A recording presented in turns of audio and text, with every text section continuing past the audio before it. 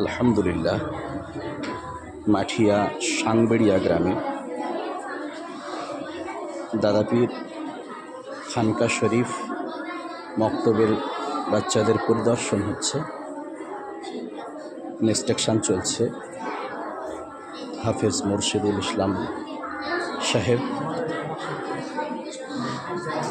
তিনি বাচ্চাদের দেখছেন কে কেমন পড়তে পারে না পারে। আলহামদুলিল্লাহ, এখানকার বাচ্চারা অনেক ভালো এবং আদব শিষ্টাচার অনেক উন্নত। আলহামদুলিল্লাহ।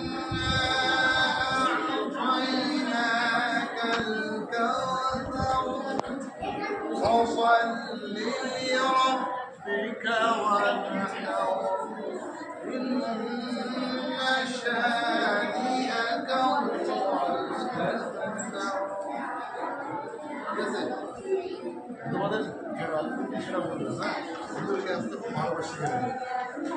আর বিসমিল্লাহ পড়তে হবে না বিসমিল্লাহ পড়তে হবে? আচ্ছা, বিসমিল্লাহ কেন হবে?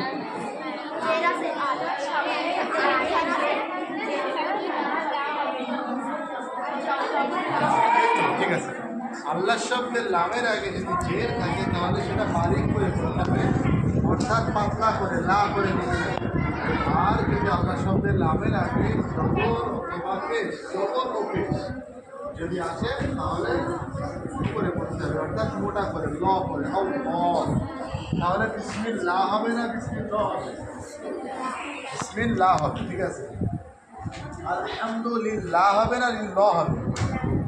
আলহামদুলিল্লাহ হবে। ঠিক আছে, আচ্ছা, কেউ যদি প্রথম কালেমা পড়ে তাহলে লা ইলাহা ইল্লাল্লাহু হবে না লাহু হবে?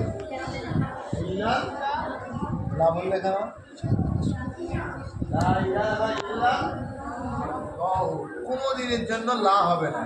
লা ইলাহা ইল্লাল্লাহু মুহাম্মাদুর রাসূলুল্লাহ লা হবে না? লা হবে রাসূলুল্লাহ।